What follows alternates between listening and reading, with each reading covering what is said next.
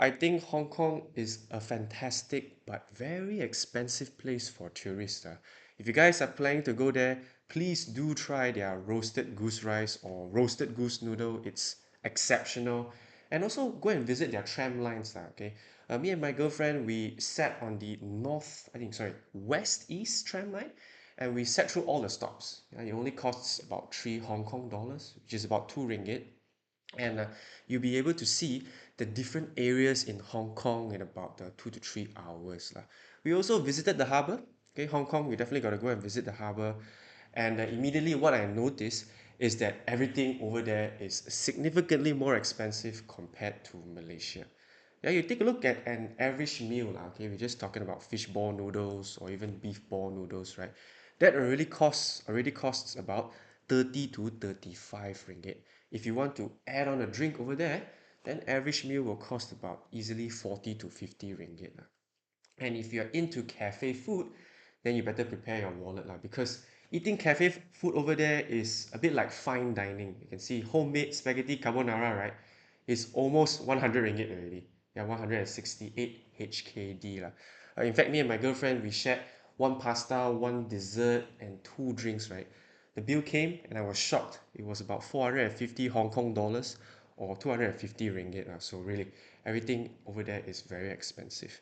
Then the highlight of the trip was when I dined together with my Hong Kong friend at a restaurant near the harbour, facing the sea. Hey, the four of us ordered two pastas, one steak, one pizza, and the bill came out to be 1,500 Hong Kong dollars, or about 830 ringgit for four people, which is honestly already considered quite pricey. If you look at the steak over here, right, it is actually tiny lah, okay, and definitely not the best that I've tasted lah.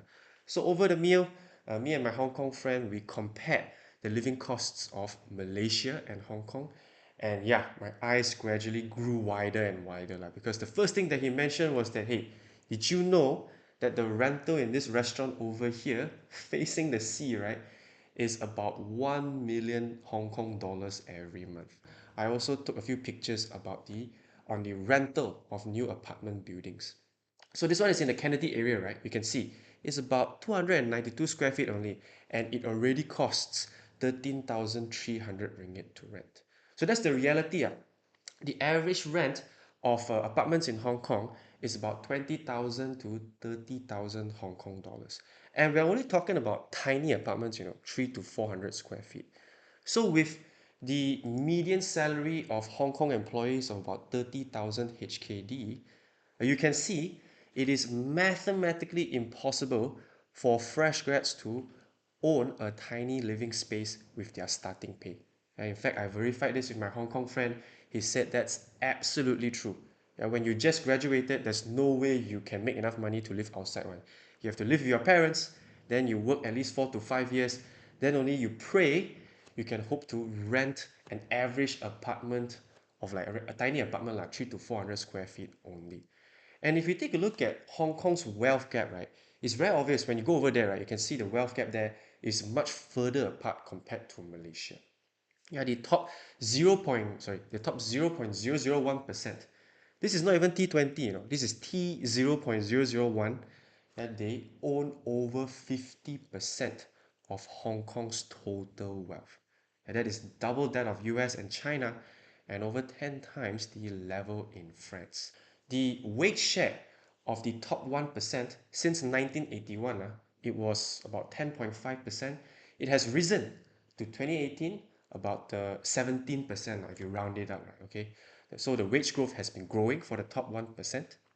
But meanwhile, the bottom 50% or B50s has in fact declined by almost 2 times. The rich are getting way richer, meanwhile the poor are getting way poorer.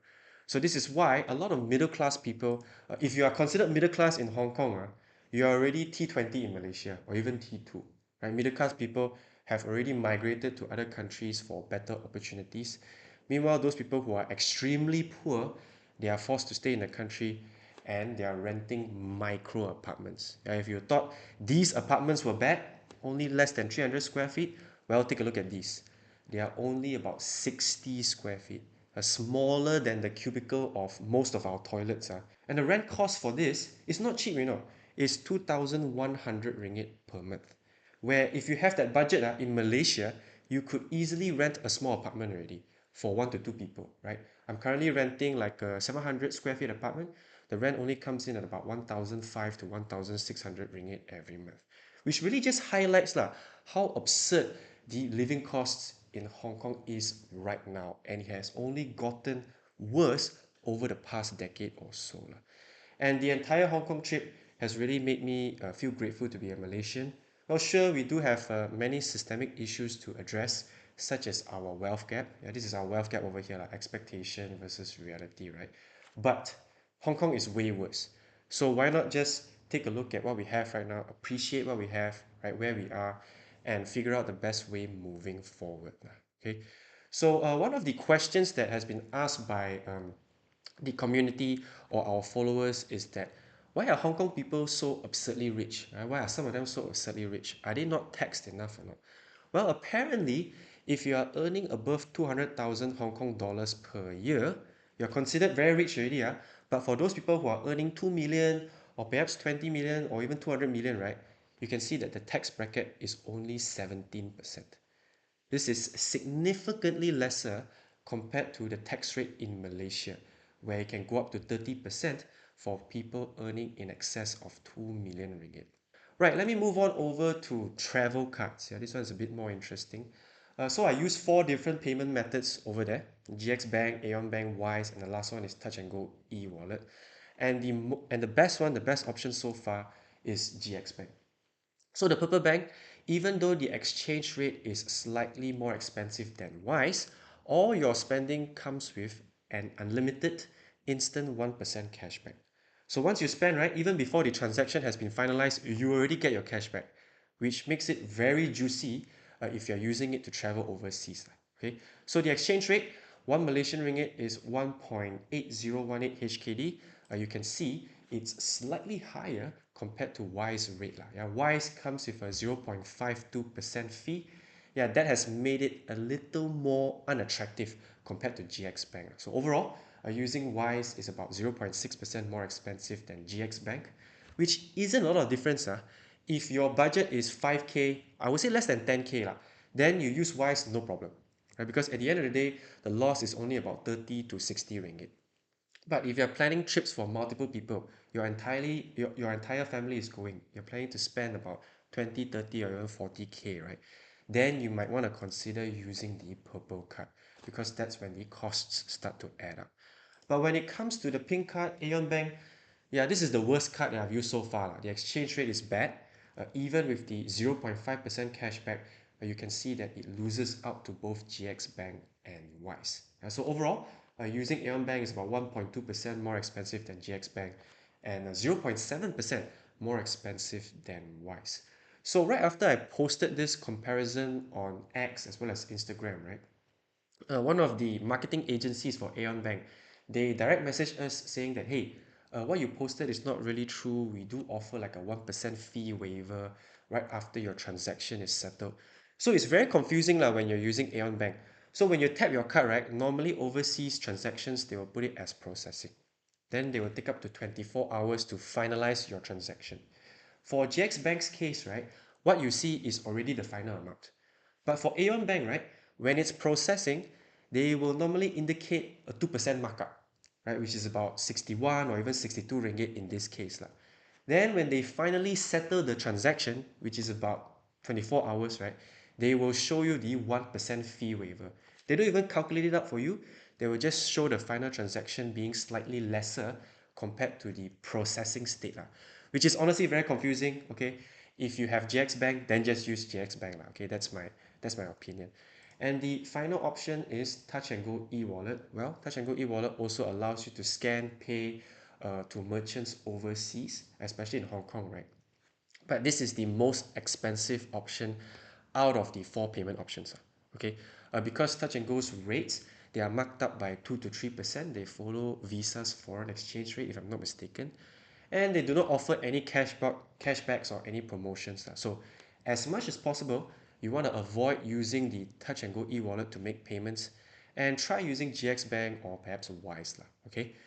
But all good things must come to an end. GXBank recently announced that their earnings rate 3%. Yeah, previously it will be reduced to 2%, and then this unlimited 1% cashback program, it will be revised effective 6 November this year onwards. The specifics have yet to be announced, but they are receiving a lot of backlash on Instagram right now because that's the entire reason why consumers registered for their bank in the first place.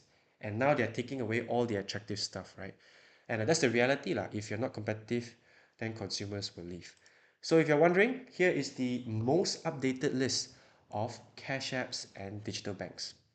So yeah, Aeon Bank previously 3.88% per annum. They also offer a 1.5% cashback. It was the highest paying digital bank, and I used it quite a lot, at least until the promotion ended on the 31st of August. Now the earnings rate has been reduced to 0.88% for your main account and 3% for savings jars. The cashback previously 1.5%, now is 0.5%.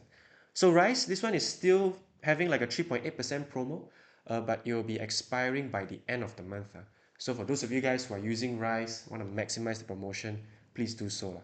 Boost Bank up to 4%, but this one comes with a few criteria, right? Number one, you have to spend about 50 ringgit physically at a MyDin outlet. Then you'll be handed a 4% per annum savings jar. Your main account will only earn 2.5% per annum. Touch and Go Plus, still the goal, still maintaining its original earnings rate, very simple, a maximum deposit limit of 9,500 ringgit, right? Then we also have GXBank.